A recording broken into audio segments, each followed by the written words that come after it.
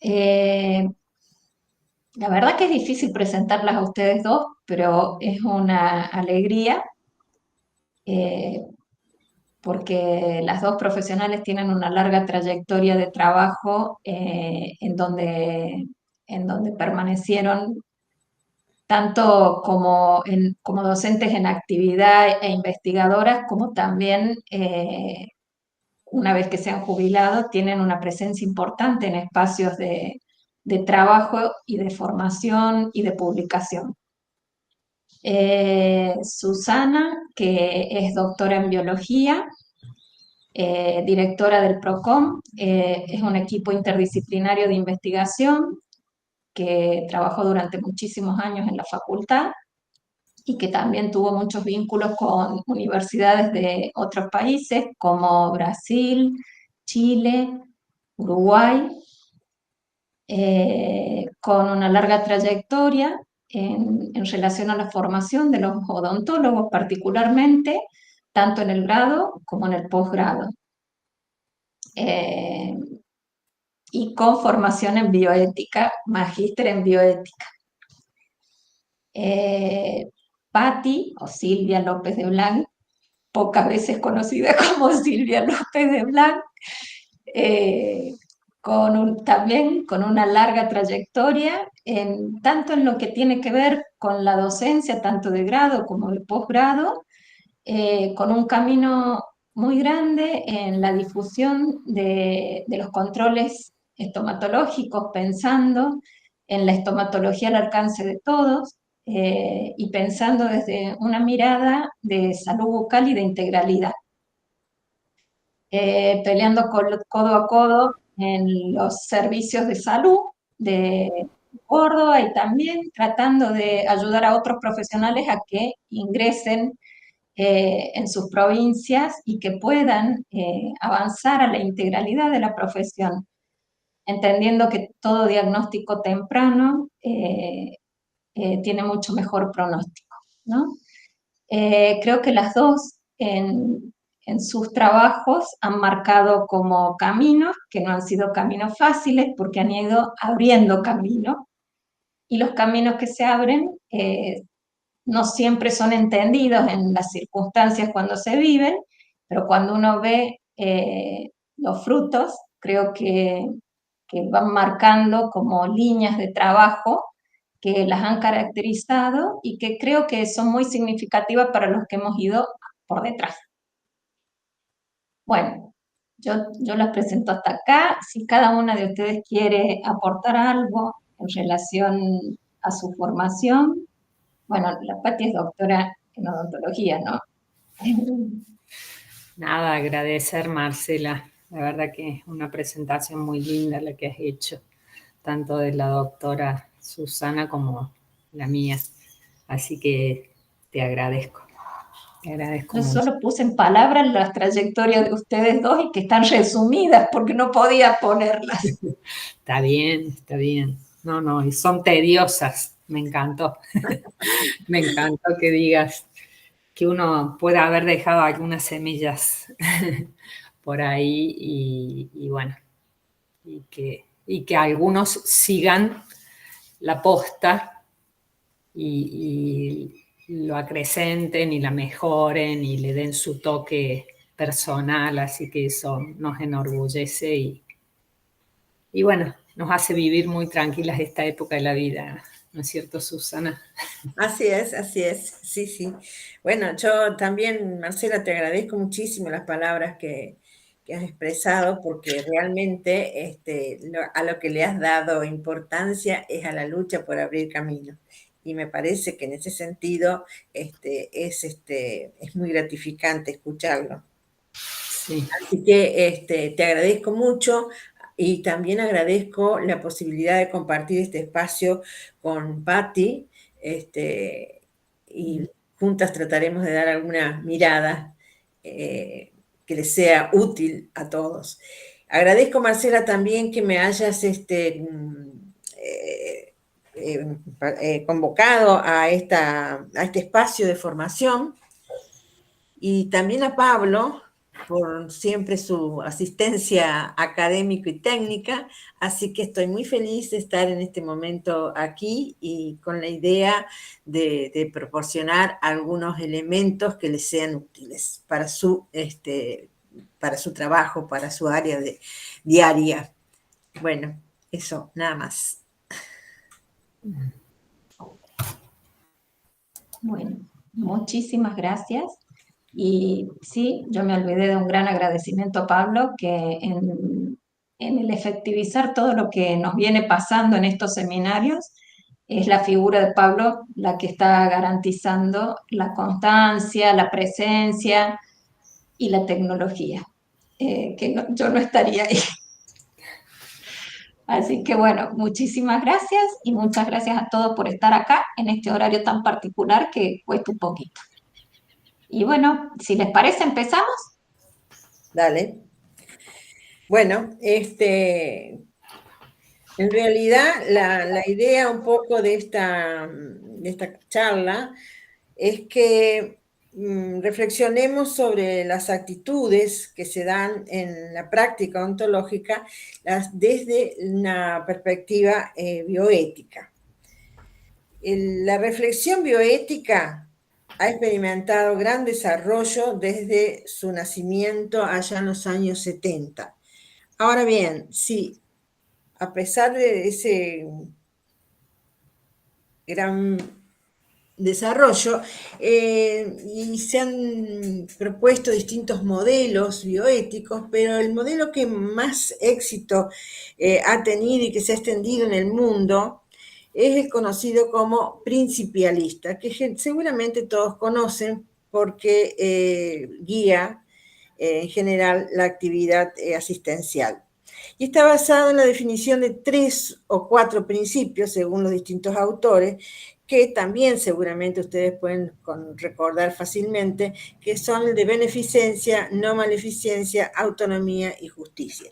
Digo de 3 o 4 principios porque en realidad algunos autores consideran que la no maleficencia es el reverso de beneficencia. Estos principios, yo pienso que todos ustedes conocen, que beneficencia está orientado a buscar el bienestar del paciente. En cuanto a la no maleficencia, es evitar evitar el daño, tener la obligación de evitar el daño, de no causar daño.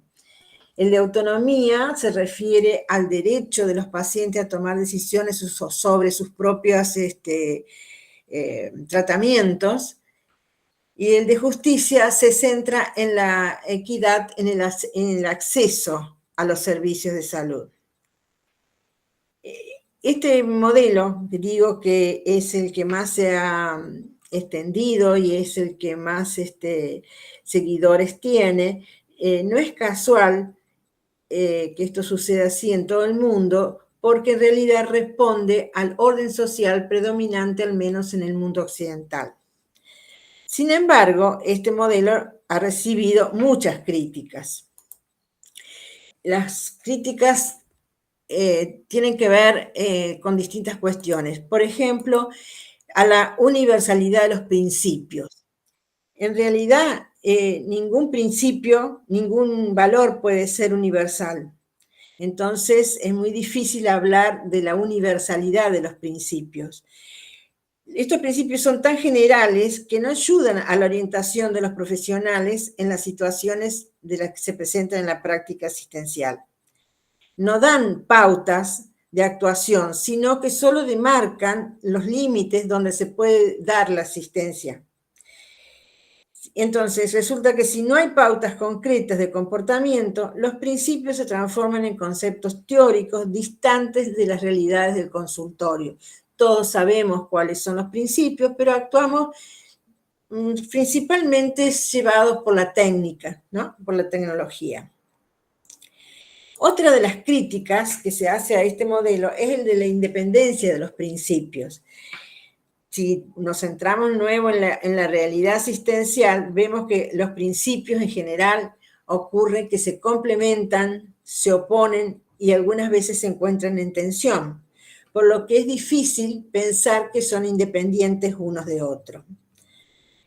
Para superar, y un tercer crítica es la falta de fundamentación filosófica.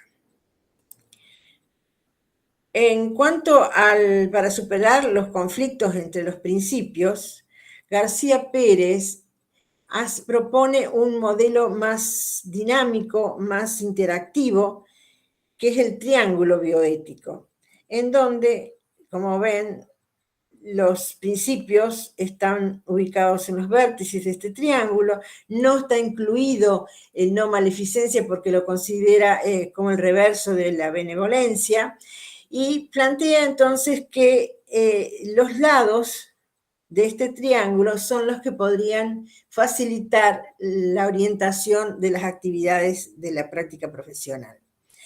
En ese sentido, el lado beneficencia-autonomía consiste en el equilibrio entre la propuesta de beneficencia que hace el profesional y los criterios personales del paciente.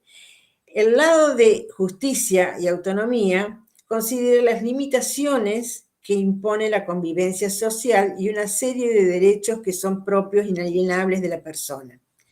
Y en tercer lado, que se refiere a la beneficencia y justicia, señala las limitaciones que puede hacer la convivencia social. Otra propuesta en relación a esto de la independencia o la dependencia o la interacción de los principios es la que propone Diego García, que su posición es la de jerarquizar los principios. Entonces establece dos niveles. El nivel 1, donde ubica el principio de no maleficencia y de justicia, y el nivel 2, donde ubica beneficencia y autonomía.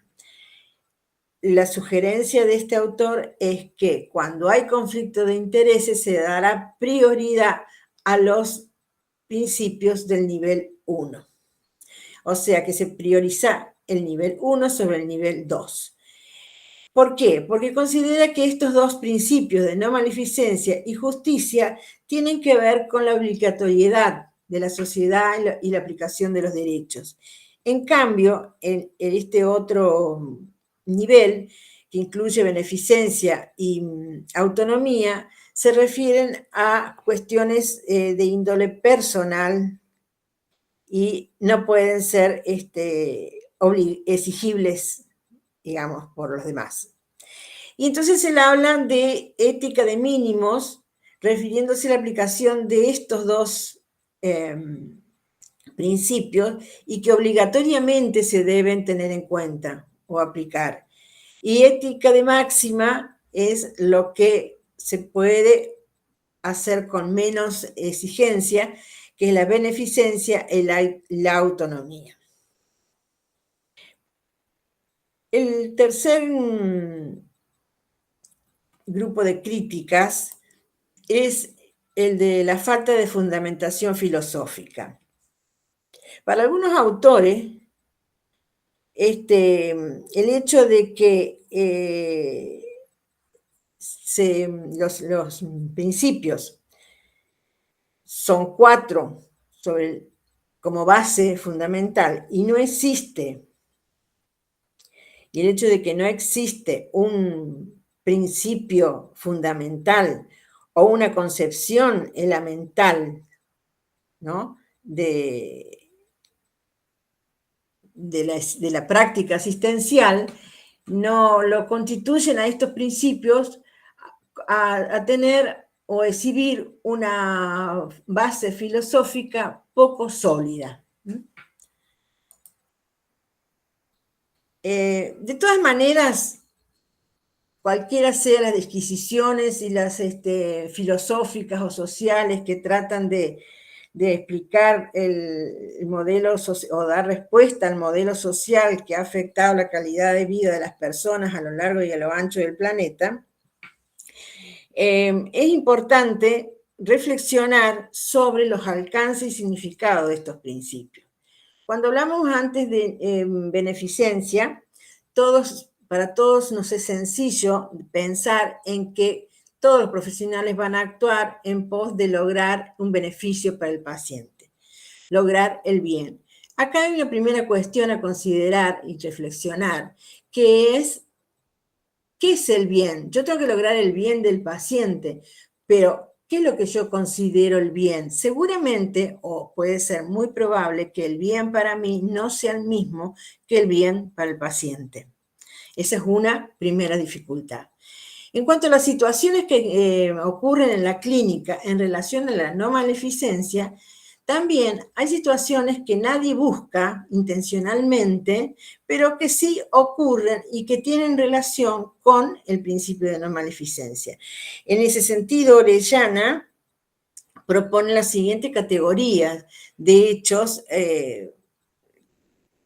como son la iatrogenia, cuando sin intención de dañar se genera una situación adversa en el paciente; negligencia, que ya una figura jurídica referida a la responsabilidad profesional, deriva de la omisión, del descuido, de la falta de seguimiento del tratamiento. Y esto es muy común. Yo creo que ustedes podrán opinar, por supuesto, porque son ustedes los que realizan la práctica, pero yo desde mi observación y desde mi experiencia también como paciente, creo que estas dos situaciones que he mencionado, la iatrogenia es relativamente, digamos, frecuente, pero más frecuente me parece que es la negligencia, ¿no? Y hay dos cosas, digamos, que surgen muy rápidamente o que pueden ocurrir, me surgen como ejemplo de que pueden ocurrir. Por ejemplo, las cuestiones que tienen que ver con las normas de bioseguridad. A veces se omiten por estar con mayor rapidez, por agilizar el proceso, en fin, distintas razones, y no se tienen en cuenta algunas razones de bioseguridad. Por ejemplo, atender el teléfono con los guantes puestos. Eso es muy común. Y otra relación, otro ejemplo en relación a esto es la falta de seguimiento del paciente, que es cuando se hace una intervención y después el paciente siente algún problema, siente alguna molestia, llama o se contacta o trata de contactarse nuevamente con el profesional y resulta ser que se fue de viaje, que no lo puede atender, que tiene todos los turnos dados, que no lo puede ver. Eso es una falta de seguimiento del tratamiento. También puede darse mala praxis, pero acá ya existe la intención de hacer un procedimiento sin tener en cuenta las normas establecidas. Por ejemplo, no hacer uso de las guías de práctica clínica, aún conociendo los riesgos y las consecuencias que puede tener el no seguir las normas previstas. Pero también pueden ocurrir situaciones que las podemos llamar, o que Orellana las denomina accidentes, que son sucesos repentinos, no planeados, pero que alteran el curso de la enfermedad o del tratamiento. Y allí incluye impericia e imprudencia. Impericia se refiere principalmente a falta total o parcial de algún conocimiento. Y la imprudencia es también el descuido o el desconocimiento de alguna de las normas. En cuanto al principio de justicia, también hay algunos aspectos sobre los que podemos reflexionar, que es la confiabilidad. Todos saben que se debe proteger la privacidad de la información del paciente, asegurando que los datos personales y los registros clínicos sean manejados con la máxima confidencialidad. Pero hay un punto, una línea muy delgada en algunas situaciones en que ante casos que pueden resultar para ese profesional con paradigmáticos, se comente con otros profesionales o con otras personas. Entonces, a ver, voy a dar un ejemplo.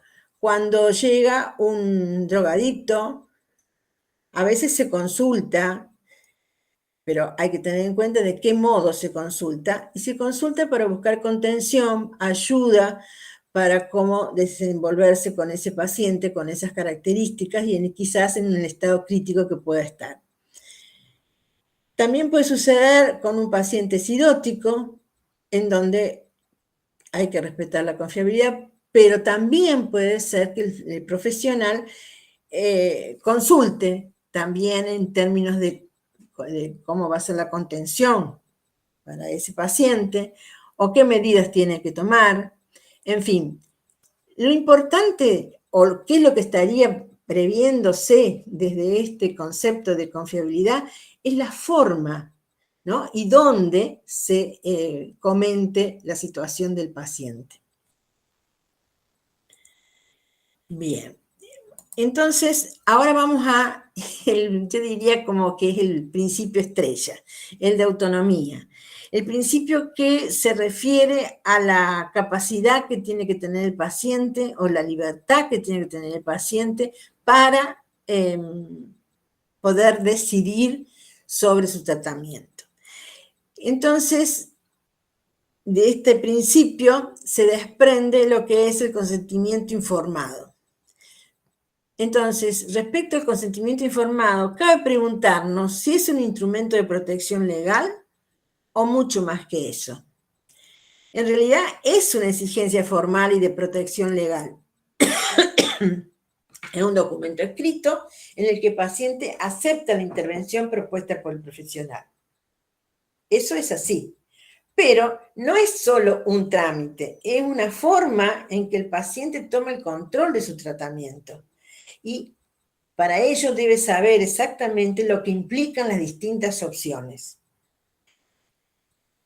El consentimiento informado se guía o se rige por los 4 principios, porque para tomar la decisión que va a aceptar el paciente, debe haberse dado los otros principios, el de que lo que se elija sea el beneficio para el paciente, que sea lo justo para su situación y que no le produzca ningún daño.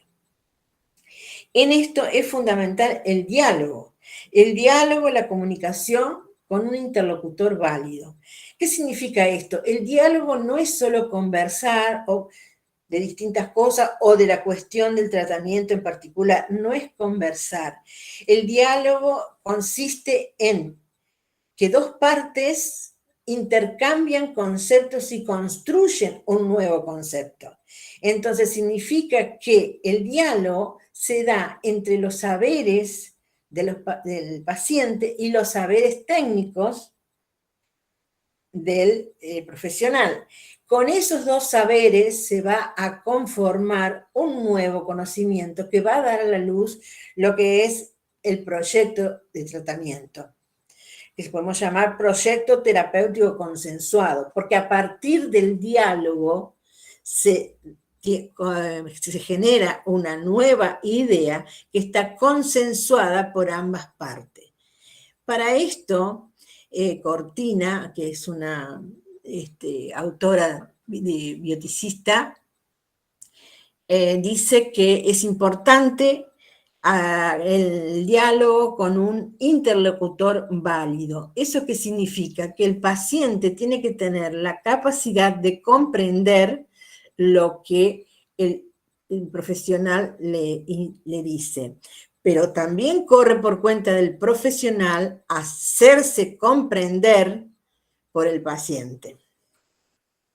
Esto permite llegar al fin de un proyecto terapéutico consensuado. Es decir, un tratamiento que va a ser propuesto, realizado y seguido por ambas partes, por paciente y profesional. Y hasta acá vimos los 4 principios que guían la actividad sanitaria.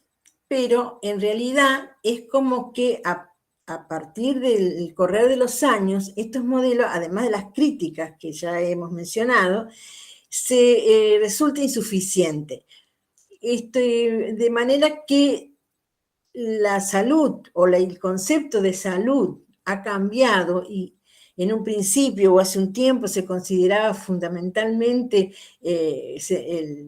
la enfermedad como objeto de estudio. Después la concepción de salud ha sido modificado y hoy hablamos de proceso de salud, enfermedad y cuidado. Acompañando estos cambios en las concepciones de salud, también han cambiado algunas ideas en la bioética. Y en ese sentido surge la necesidad de hacer una ampliación del paradigma bioético, porque hasta aquí los 4 principios los hemos hablado siempre en relación al paciente. Entonces surge la necesidad de ampliar el paradigma bioético para dar lugar o dar respuesta a estos cambios en las concepciones de salud y en la sociedad en general. Entonces, es necesario hacerlo en 2 sentidos. Uno es la transformación del actual modelo profesional científico, que es biológico asistencial, y por otro lado, extender el horizonte de preocupación de lo individual a la vida social en su conjunto. En cuanto a la transformación del modelo asistencial, yo acá les muestro un cuadro en donde la autora Luengas propone distintos modelos profesionales. Modelo paternalista, modelo informativo, modelo interpretativo, modelo deliberativo.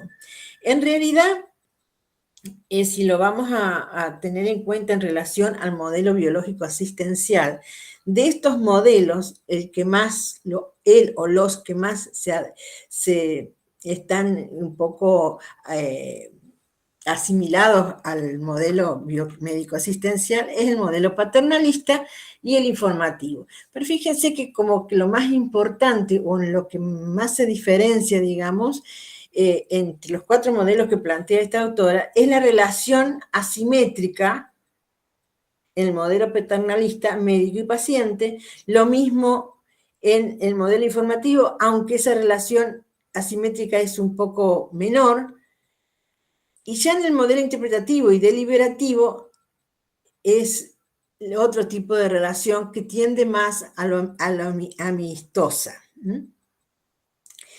Cuando decimos en el modelo paternalista que la relación asimétrica, pero que es menos asimétrica en el informativo, ¿cuál sería la diferencia? Yo le voy a dar un ejemplo. En la relación, en el modelo paternalista, el médico o el odontólogo en este caso es considerado como una voz indiscutible, está todo aceptado y es una figura superior a la del paciente, o el paciente siente que el profesional es superior a él en todo sentido. No solo en lo técnico, sino también quizás en lo social, en la ubicación social, o sea, es un sujeto superior a él. En el modelo informativo, que decimos que la relación es menos asimétrica, es ya cuando el paciente siente que es diferente al profesional, pero el profesional en realidad trata de ser menos distante. Y entonces la relación tiene que ver con que el profesional es considerado que es el que sabe técnicamente, es el que sabe lo que hay que hacer. Ya hay un poquito de distanciamiento del primer modelo. En tanto en el interpretativo, es como en el deliberativo, digamos, la relación ya es de tipo horizontal, en donde sobre todo el profesional reconoce que el paciente tiene saberes que él no conoce. Entonces le da otro lugar al paciente. Por eso dice, la relación deja de ser asimétrica y es más bien amistosa. Y más que amistosa, yo diría respetuosa. ¿Y esto de qué manera influye en toda la tarea asistencial? Que En el modelo paternalista, la información es seleccionada a criterio del médico. No hay nada de discusión.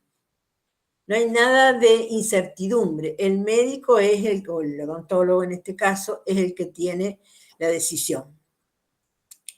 En el modelo informativo, el médico selecciona la información que cree más relevante. Y también se da porque hoy en la actualidad muchos pacientes comentan tanto de su médico como de su odontólogo que ha sido muy buen profesional porque les ha explicado todo lo que iba a hacer. Eso responde al modelo informativo. O sea, es considerado profesional como el que sabe las cuestiones técnicas. Entonces, pero a su vez, el profesional conoce que el paciente no tiene todos los elementos de comprensión o estima que no tiene todos los elementos de comprensión para conocer la técnica, entonces selecciona a su criterio lo que le va a informar. Y ahí a veces también es como que cambia un poquito la realidad. A ver, se me ocurre cuando van a poner una anestesia, no te va a doler, no esto, que, bueno. O sea, a veces atenúa los efectos, pero siempre con el criterio del profesional.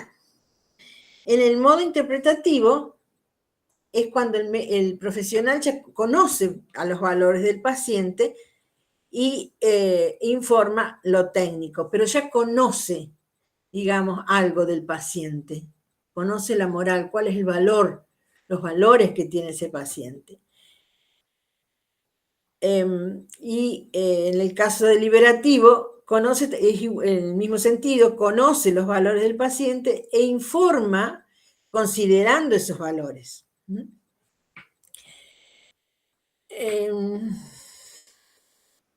Y acá hay otra cuestión interesante que yo quería destacar, que es en cuanto al consentimiento. En el modelo paternalista, basta el asentimiento del enfermo para realizar el tratamiento. El profesional dice, te voy a hacer tal cosa, y el paciente acepta. En el informativo, ya es un consentimiento informado, y para decidir el tratamiento. En cambio, en el interpretativo, el consentimiento informado está basado en el diálogo. Y cuando hablamos del modelo deliberativo, estamos suponiendo que ese diálogo está basado en la deliberación. O sea que el diálogo ha permitido deliberar sobre los beneficios, riesgos y consecuencias del tratamiento o de las distintas opciones de tratamiento. Y también es importante que en el modelo paternalista el enfermo o el paciente es considerado con una capacidad limitada para decidir.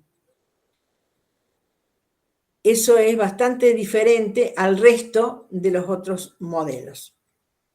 Es un esquema, digamos, de modelo propuesto por este autor. No significa que un profesional actúe siempre de una manera paternalista o respondiendo a otro modelo. Muchas veces la realidad de la profesión hace que estas situaciones se entrecrucen y a uno actúe en determinado momento o para determinada circunstancia con un modelo paternalista o con un modelo informativo o deliberativo.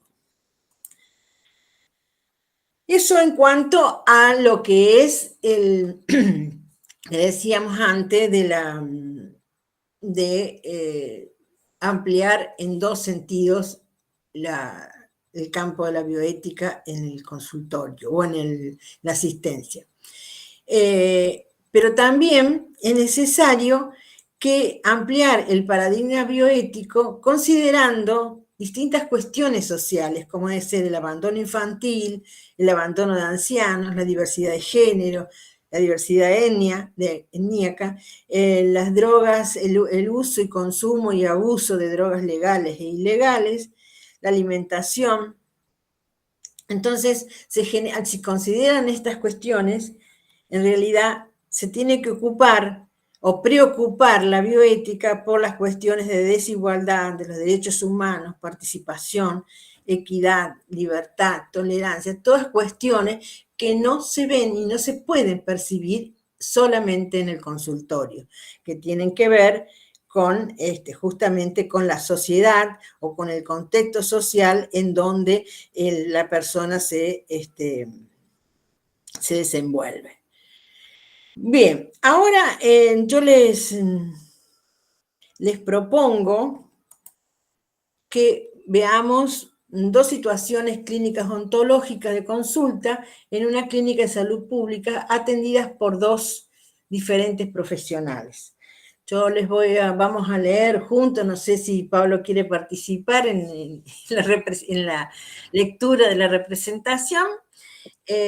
Vamos a ver un primer caso, una situación que vamos a llamar 1, en donde va a participar un odontólogo y un paciente.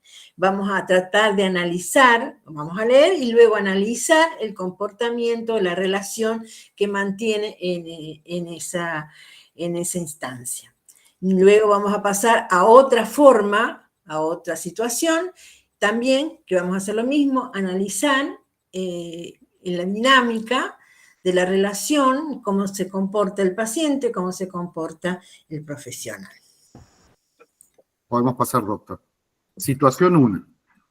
El odontólogo y el paciente ingresan a un cubículo del servicio de salud pública y el odontólogo, que es un profesional, pero en su tono es frío y técnico, no muestra mucho interés en el contexto personal del paciente. El diálogo se da. Sin mirar mucho al paciente, el odontólogo dice: buen día, ¿qué te anda pasando? El paciente, señalando un diente, tenía un arreglo y este se salió. El odontólogo le responde: bien, vamos a ver. Le indica que abra la boca y procede a explorar el diente rápidamente sin interacción adicional. Punto 2. El odontólogo detiene la exploración y de forma directa y sin mayor explicación da su diagnóstico. Acá hay que hacer un tratamiento de conducto. Sí, dice el paciente. No hay otra. ¿Estamos de acuerdo? Y bueno, dice, si dice usted, de manera escueta, dice el odontólogo. Perfecto, entonces pedí un turno para el servicio de tratamiento de conducto. El paciente le responde: gracias, doctor, hasta luego, que andes bien. La situación 2. Bueno, acá entonces la idea es que veamos cuál es el actitud, o sea, conversemos, ustedes analicen, digamos, y pasen a través del intercambio que vamos a hacer a través del chat, ¿verdad, Pablo? No, habilitando el micrófono me parece que va a ser mejor. Bueno. Si alguien quiere participar del chat, no hay problema, yo voy a ir leyendo, pero si quieren, pueden habilitar el micrófono. Bueno. Entonces, pasamos a la segunda situación. Situación 2. El paciente entra al consultorio donde se encuentra presente, además del odontólogo, un auxiliar de enfermería y una trabajadora social del equipo interdisciplinario de la clínica. El odontólogo saluda al paciente con un tono cálido y cercano. Hola, ¿cómo estás? ¿Qué te anda pasando? El paciente señala el diente, tenía un arreglo en y se salió. Me dijeron que me iban a hacer un tratamiento de conducto. El odontólogo le responde: entiendo, vamos a verlo juntos. Le entrega un espejo de mano y le propone que vean juntos el diente. Comienza la exploración con cuidado y hace preguntas abiertas. ¿Cómo fue que te pasó? ¿Mordiste algo duro? ¿O fue algo que notaste de repente? ¿Te encontrabas nervioso, estresado tal vez? El paciente muestra sorpresa por las preguntas personales, pero responde tras una breve pausa. Y la verdad no sé, creo que todo se junta. Entre el trabajo y el cuidado de mi mamá, estoy corriendo todo el tiempo. El odontólogo asiente comprensivamente. Eso suena muy cansador. ¿En qué trabajas? ¿Cómo estás manejando todo? Trabajo tiempo completo y además cuido a mi mamá en casa. No es fácil organizarme. El odontólogo hace una pausa, comenta en voz baja a la trabajadora social quien empieza a revisar posibles recursos de apoyo para el paciente. El odontólogo sonríe mientras examina el diente con calma. Ahí veo que en el borde que quedó está un poco filoso y puede estar lastimándote. ¿Te parece si lo limo un poco para que no te incomode? Y después seguimos conversando para ver cómo seguimos. Claro, me parece bien, dice el paciente. El odontólogo procede a realizar un desgaste selectivo y luego se toma el tiempo para explicarle al paciente las alternativas y el contexto del tratamiento. Mira, en este caso, el tratamiento de conducto puede ayudar a salvar el diente, pero también necesitaríamos colocar una corona para protegerlo.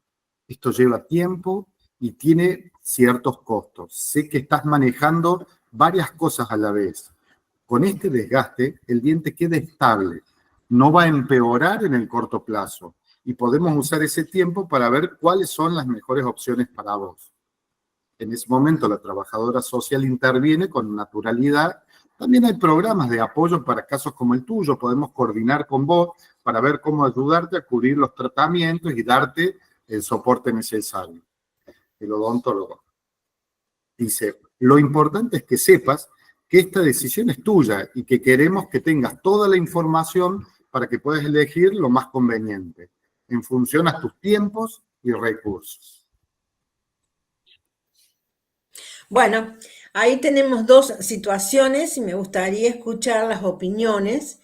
Ninguna es perfecta, ninguna se ajusta exactamente a un modelo profesional a pie de juntillas, pero bueno, nos sirve para conversar y reflexionar. Así que quiero escuchar lo que piensan ustedes.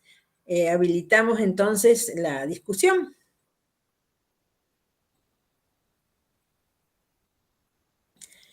¿Qué opinan de la primera instancia, de la primera situación?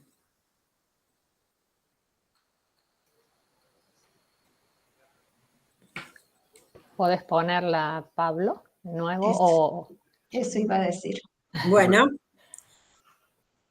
Hola, doctora. Este es el 2, perdón. Ahí está. Una mirada, yo creo que una mirada mucho más técnica de resolución de el objeto que el odontólogo considera que es el problema del paciente en cuanto a un abordaje mucho más direccionado y corto, sin un contexto de suceder. Bueno, la idea no es que se identifiquen ustedes mismos con esta forma de actuar de esta situación y de la siguiente. Vuelvo a decir, en la realidad nos muestra que las acciones son variantes, variables y que están afectadas por distintas cosas que ya vamos a conversar luego también.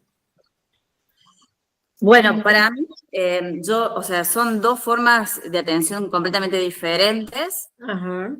En un paciente, en el primer caso, el profesional ni siquiera mira los ojos al paciente, que eso es como que no, solamente mira el diente y le dice lo que tiene que hacer, es como que no tiene en cuenta mucho a la persona y tampoco su contexto, como el otro, que sí lo tiene en cuenta todo, digamos, lo que le está pasando, no solamente a nivel personal, en su boca, sino a nivel familiar.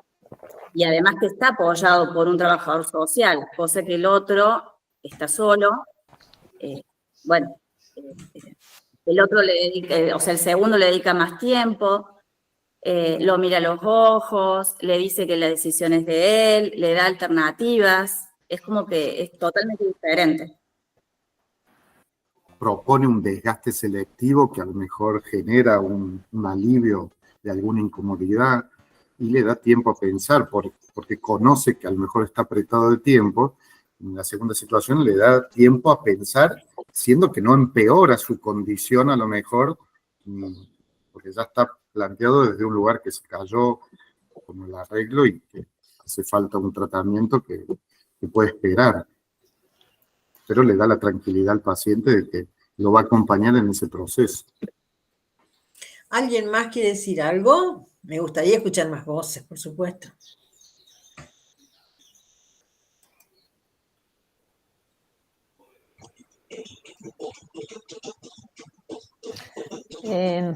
Yo quisiera decir que me pongo un poco del lado del odontólogo también, ¿no? Obviamente que son dos situaciones extremas y que Exactamente, sí, son extremas. son extremas, pero digamos, depende del ambiente en el que esté trabajando el odontólogo, ¿no? Si está en salud pública, si está en su consultorio, si está con con pacientes que vienen sin turno y una fila de pacientes, ¿no? Esperando. Si está en relación de dependencia, porque hay condiciones que yo sé de clínicas privadas por ahí que tienen una forma de trabajo indeseable, así que son cada 15 minutos, le citan el paciente y usted lo tiene que atender, doctora. O sea, hay una mirada de lo ideal, ¿no? De lo ideal, que inclusive se podría mejorar más la segunda situación, pero hay una realidad también que supongo que a varios de los que están escuchando la deben estar viviendo, ¿no? Que es la presión del equipo de salud, del lugar de trabajo para la resolución rápida, ¿no? Que ello no, obviamente que no acuerdo, nadie acuerda, pero que a veces llevan bueno, yo tuve una compañera de la cátedra que estuvo en un lugar así y dice, renunció a los 3 días, o sea, ni una semana pasó cuando había ido y le convenía, pero bueno, sí. Sí, sí, totalmente de acuerdo, Patti. Por eso decía, hay cosas que hay muchas cuestiones que afectan o que inciden en la relación. Entre ellas, eso que estás mencionando. Yo también tuve un tesista que también estuvo en un lugar que también, en el que duró muy poquito tiempo porque estaba coartado de todas maneras. Y también conozco gente que está en servicios públicos y también tiene un ritmo o le exigen o pretenden exigir un ritmo determinado. Entonces, cuando yo escribía esto, sí pensé, lo primero que se va a decir, lo más, digamos, notable, es que yo puedo, digamos, si fue una cuestión de elegir, ¿no? Yo digo, bueno, elijo el primero porque el segundo no puedo porque no tengo tiempo. Eso Claro. es como que es muy importante. Entonces, la idea en realidad, por eso son dos formas extremas de presentar una actividad, pero en realidad es para que podamos reflexionar sobre qué es lo que está en juego en cada una de estas situaciones.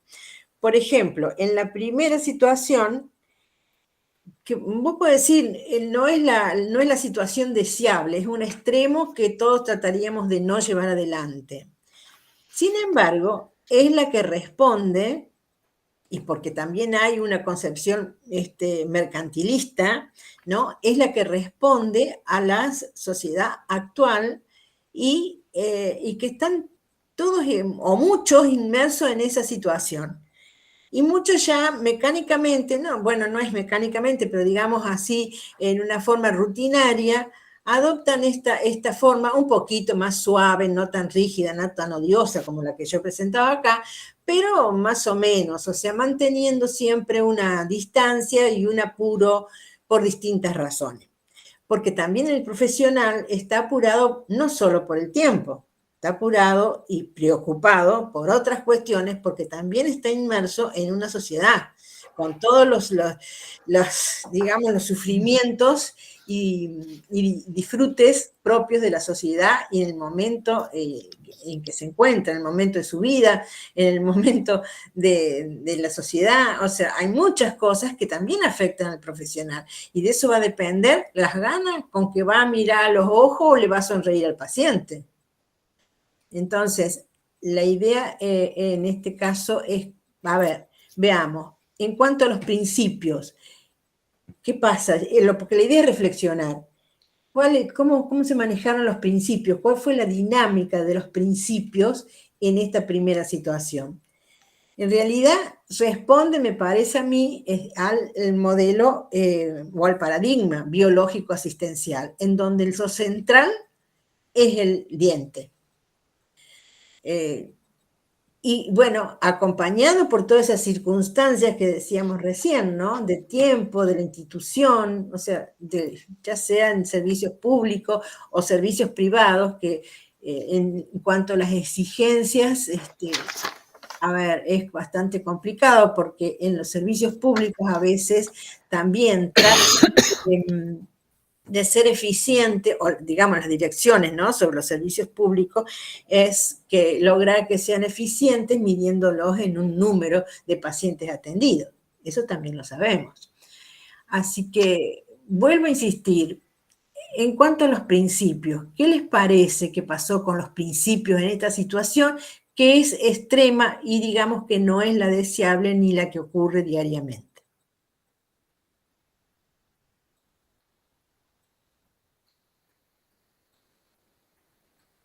¿Cuál sería la relación que se da allí entre la relación paciente-profesional?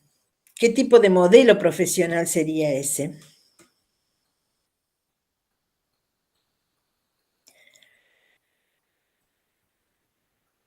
El profesional dice, hay que hacer un tratamiento de conducto. Es más Y es bien, el paternalista. Claro, es paternalista, exactamente. Y el paciente, porque además está la actitud del paciente, y sí, si usted dice, ya está, palabra santa, no tengo nada que opinar, ni discutir. Si usted dice, es así. Totalmente paternalista, ni siquiera es informativo. Porque en realidad yo creo, un poco, vuelvo a decir, de mi observación y de mi experiencia como paciente, de que la mayoría actúan informativamente, o sea, que tratan de dar la explicación de lo que va a hacer, y el paciente, hay muchos pacientes, incluso yo he hecho entrevistas a pacientes que dicen, no, fue muy excelente el odontólogo que me tocó, porque me explicó todo lo que iba a hacer paso por paso. Entonces, eso responde a un modelo informativo. Pero no, eso no deja de mantenerse en el paradigma biológico asistencial, porque lo que interesa es el diente. Entonces, otra cosa que me parece interesante, bueno, no sé si alguien quiere opinar algo más de eso, del modelo profesional.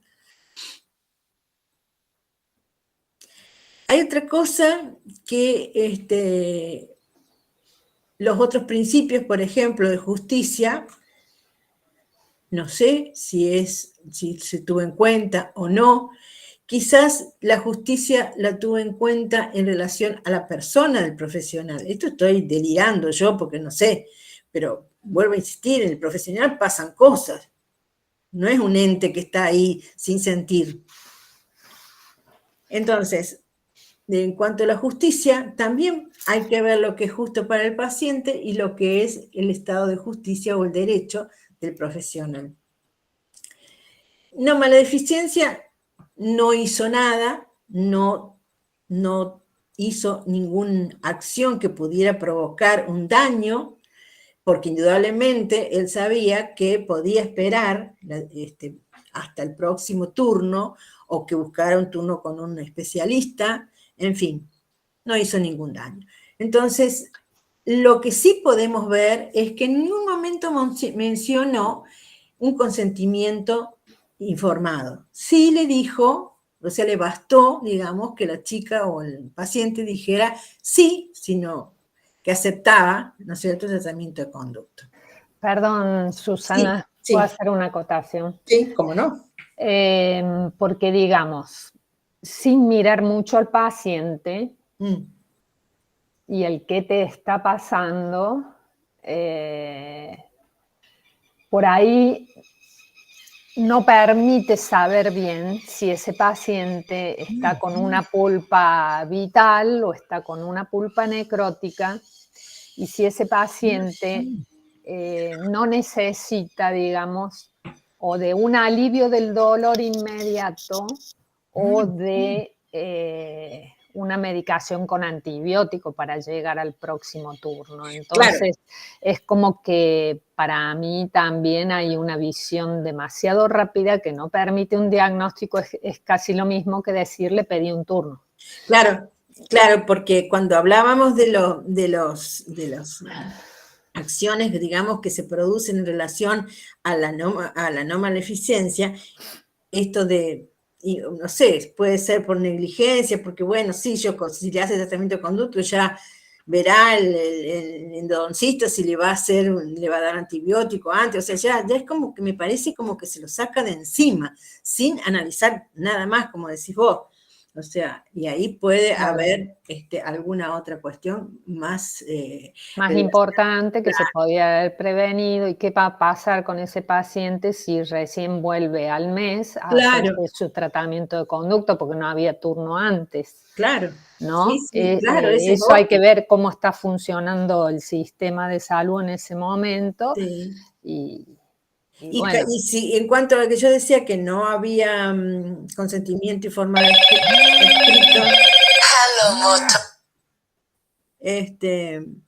ni hablar de si estamos frente a un paciente normal, común, con un buen estado de salud, o si estamos frente a un paciente diabético, inmunodeprimido, con algunos problemas que, ni hablar de qué elemento es, si es un incisivo anterior, por ejemplo, por ahí es menos problema que si fuera un premolar, un molar inferior en especial. Y bueno, realmente uno como profesional muchas veces no se queda muy tranquilo. Claro. Y bueno, y debería quizás pensar el mismo servicio de salud, bueno, en la necesidad de tener urgencias a demanda o un espacio para pacientes en emergencia, digamos, para cuadros agudos, si los tiene, no los tiene, en qué horarios, y bueno, por ahí organizándose bien en el servicio, se puede llegar a tener una asistencia para los casos de emergencias inesperados, digamos. Claro, sí. Bueno, la otra cosita, pasando rápidamente a la situación 2, es que acá sí hay, vuelvo a decir, una cuestión de tiempo, el profesional le dedica más tiempo, da lugar a otras preguntas y hay como un respeto más al propio paciente.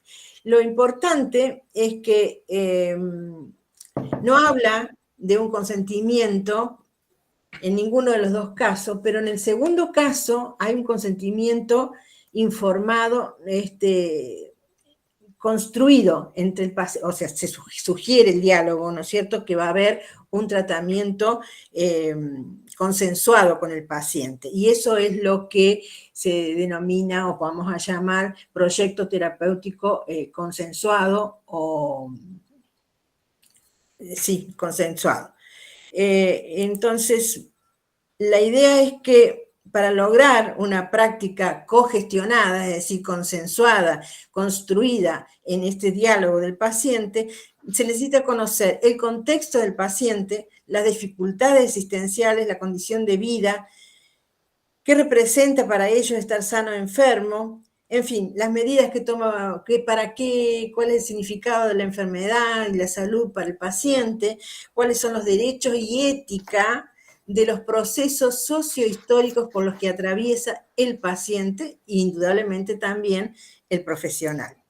Para esto, digamos, hay una estrategia de asistencia que es apropiada para contemplar todas estas cuestiones, digamos, más allá de lo que ocurre en el consultorio, es la clínica ampliada extendida, que no voy a poner a desarrollar eso porque quiero darle lugar a Patti que haga todo, nos dé un montón de ejemplos que ella tiene de su experiencia clínica y en relación a esto, a la bioética. Pero la clínica ampliada es una estrategia que permite contemplar estas ideas, la perspectiva bioética, porque es un modelo de atención holístico e integrador que está centrado en el sujeto, basada en la interdisciplina, como vimos en el segundo caso, que había un equipo, no siempre. Susana, Sí. no te apures, ¿eh? Bueno. No te apures porque todos estos conocimientos básicos o forma de desarrollar a nosotros nos permiten poner palabras a las situaciones clínicas. Claro, sí, sí. Bueno. Basada en la interdisciplinaridad, en que volvemos a las situaciones ideales, ¿no? No siempre se cuenta con la colaboración de otros profesionales de otras áreas. Sin embargo, yo he estado en algunos centros en donde sí están conectados, o sea, no está los especialistas allí, pero sí hay una relación directa, una coordinación en la relación entre el odontólogo que atiende la atención primaria con el especialista de un hospital, de un centro de salud más importante o de mayor complejidad. Eso sería la colaboración de las diversas áreas para brindar en conjunto una atención integral y personalizada. Digo esto porque no se trata de que, no, pero en el servicio público estoy yo sola, hay un solo odontólogo, no hay nadie más. Sí, en algunos centros pasa eso, pero el hecho es que ese profesional pueda estar conectado, relacionado, su actividad con algún centro de especialización. También este modelo permite considerar los aspectos físicos, emocionales, sociales y ambientales del paciente, pero pide fundamentalmente el compromiso activo del paciente en el tratamiento y el logro del bienestar. La autonomía del paciente es fundamental para el éxito terapéutico, por eso hablábamos de lograr un proyecto terapéutico consensuado. Otra cosa que es fundamental es reducir la simetría paciente-profesional. Esto tiene que ver con tratar de lograr una relación horizontal. Otra cuestión muy importante es que prioriza la escucha y promueve el diálogo. Todo esto tiene que ver con la comunicación entre el paciente y el profesional. También favorece la democratización del conocimiento porque da oportunidad al profesional que explique, ¿no es cierto?, que le comente con términos sencillos, fáciles de comprender, qué es el conocimiento que va a aplicar, digamos, en su tratamiento. Es importante el concepto de persona, entendida como interlocutor válido para comprender su valor intersubjetivo. Si estamos hablando de valor intersubjetivo, significa que el profesional también, en esa relación horizontal, tiene que tratar de ser comprendido, o sea, hacer posible que sus palabras puedan ser comprendidas por el paciente para que realmente pueda tomar decisión. Reconoce además la importancia del contexto social y comunitario de la salud de los individuos. Toma decisiones compartidas con la cogestión de planes terapéuticos o esto del proyecto terapéutico compartido. Se dedica a la promoción de la salud y el bienestar general, alentando a los pacientes a mejorar los modos de vida o a llegar a modos de vida saludables. Aumenta la precisión diagnóstica, optimiza la selección de tratamientos y mejora los resultados clínicos, respetando al mismo tiempo las preferencias y valores del paciente. Ampliar este modelo de clínica ampliada significa estirar los bordes, lo que decíamos, la ampliación del paradigma bioético. Entonces, con este modelo de clínica ampliada, consiste o significa estirar los bordes más allá del paradigma biomédico vigente. Centrar la mirada en los sujetos y su relación con ellos, da lugar a la dimensión de la escucha y a la construcción del diálogo, e insisto que el diálogo no es conversar, es solamente conversar, sino que es intercambiar ideas para construir un concepto común a las dos partes. Reconocer fortalezas, contención, necesidades y padecimientos, no solo del paciente, sino de su grupo, su familia, el grupo social en donde se desempeña. Incluir análisis de vulnerabilidad, no es lo mismo tratar, digamos, con distintas personas con distintas vulnerabilidades, porque las vulnerabilidades son diferentes, hay diversidad. También es necesario, importante organizar según los ciclos de vida, construir proyectos compartidos con los usuarios y sus comunidades. Esta estrategia de asistencia de clínica ampliada es la propuesta por Sousa Campos desde el 2001. Y sintetizando, voy a decir que este modelo de clínica ampliada que yo les propongo o les menciono es porque creo que esta estrategia permite en su desempeño incluir los principios bioéticos, incluirlo y desarrollarlo, porque recupera la validez del vínculo como herramienta terapéutica, en donde el paciente es sujeto activo en la construcción de la propuesta terapéutica, facilitando así superar la fragmentación entre lo biológico y lo subjetivo y lo social. Bueno, Patti, perdóname, me estiré un poco, pero bueno, yo sé que vas a ejemplificar mucho mejor que yo, así que te doy la palabra. No sé si alguien quiere preguntar algo, o discutimos después de que terminemos las dos exposiciones. Ahí, doctora, ¿va a necesitar retirar la presentación? Sí. Pero espérate, ¿cómo lo hago? Apriete escape, a ver si... ¿Cómo? Escape.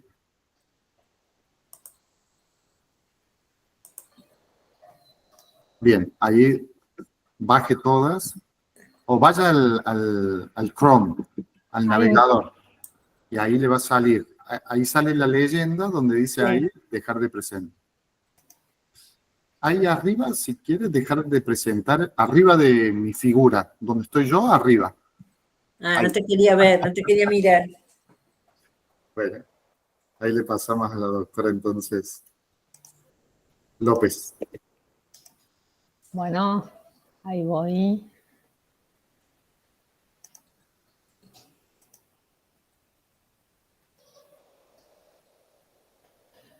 Ay, pestaña de Chrome, no.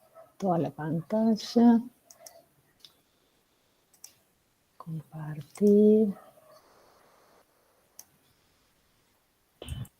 Ocultar. Ahí se ve, doctor. ¿Estamos? Bueno, muchas gracias, Susana. La verdad que fue una introducción.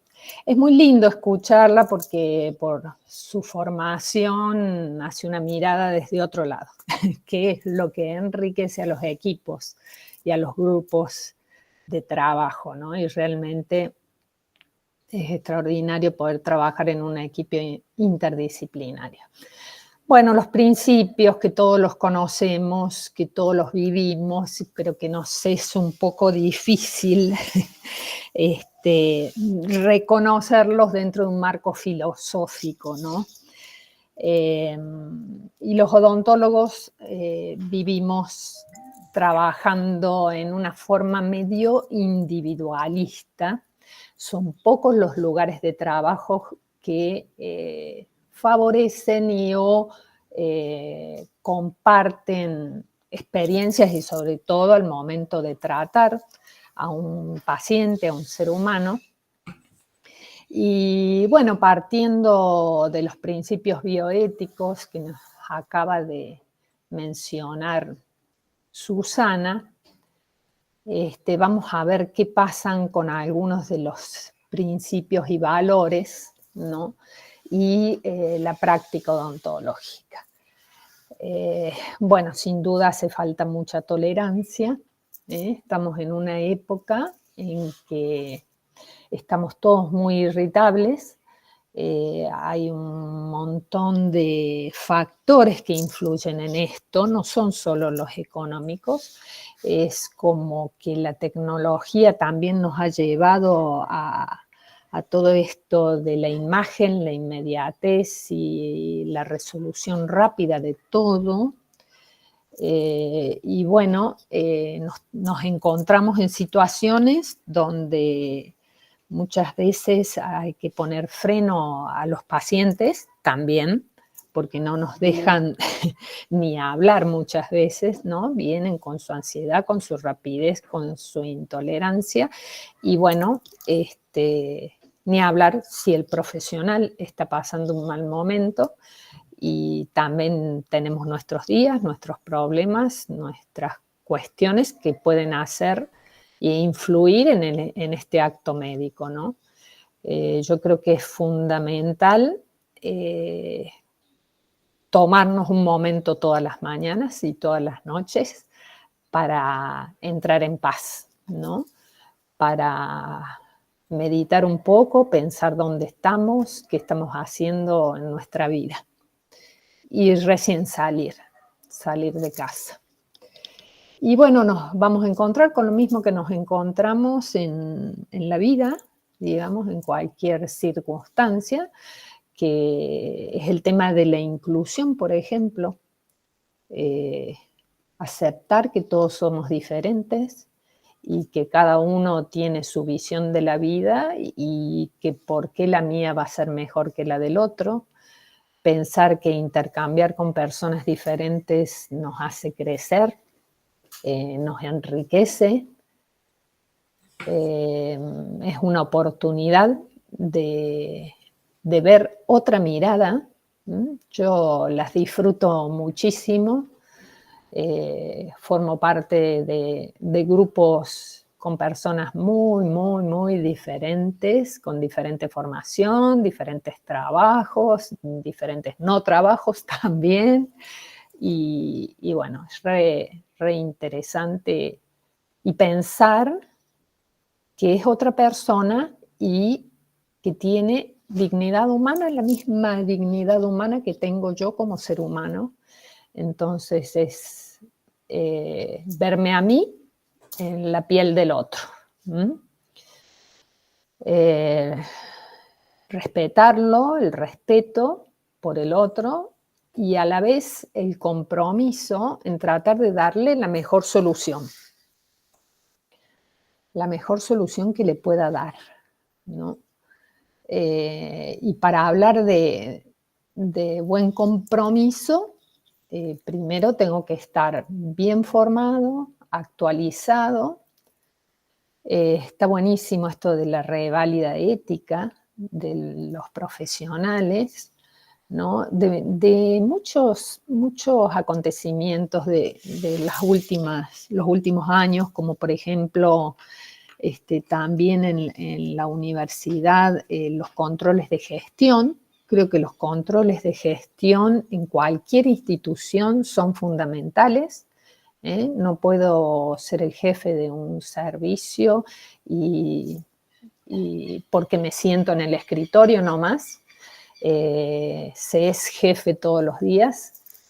Todos los días hay que liderar el grupo, proponer cambios, ver cómo recibir la vuelta de cómo está yendo la situación, analizar, hacerlos pensar, buscar el bienestar de la gente que depende de nosotros. Por supuesto, trabajar con honestidad. Y la honestidad se pudo palpar en los dos casos que presentó Susana. Una honestidad desde el punto de vista del conocimiento, del análisis de la situación que se me acaba de presentar. Si yo debo dejar a la persona que la atienda el secretario, bueno, directamente que la atienda el secretario y que le diga las posibilidades de darle el turno o no.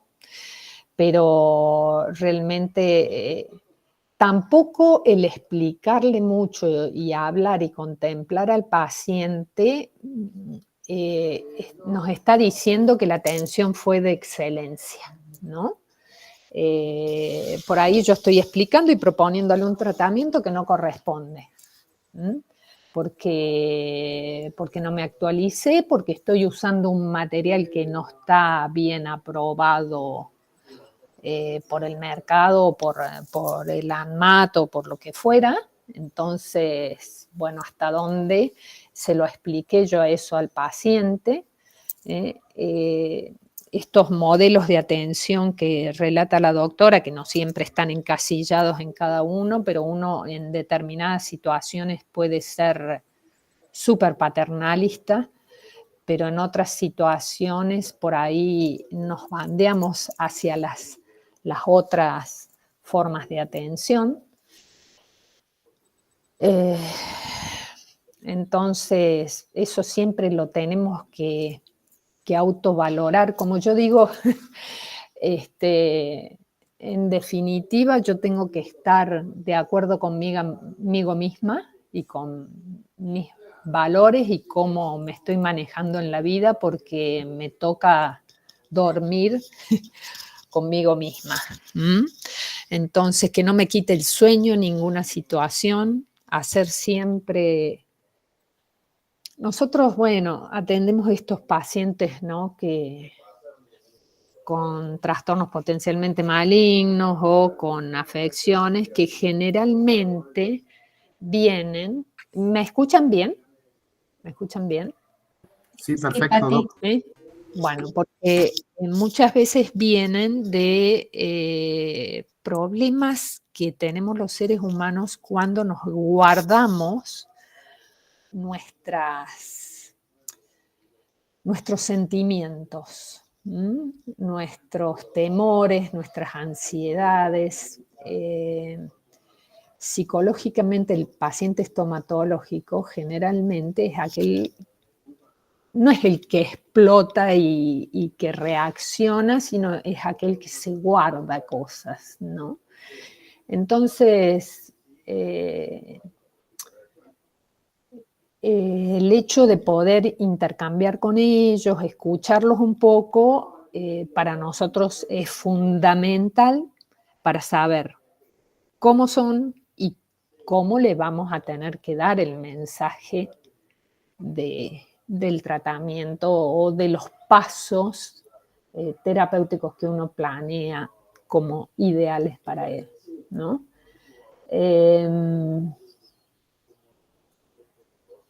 Eso se logra respetando, respetando al otro y incorporando siempre esto de la tolerancia en todas las situaciones. Sin duda, el acceso a la salud es un valor muy preciado por nosotros. Pensamos que es fundamental en el paciente estomatológico, pero que también, fíjense ustedes que trae toda un background ahí para utilizar en la práctica diaria de la salud bucal. Cuando logramos que un hombre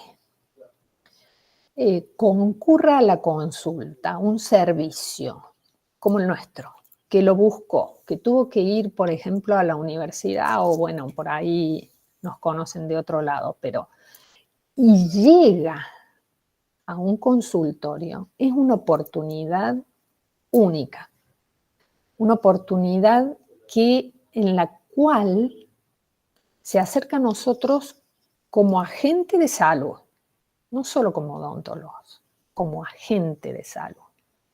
¿Qué le está pasando? ¿Se ha bajado de peso el último tiempo?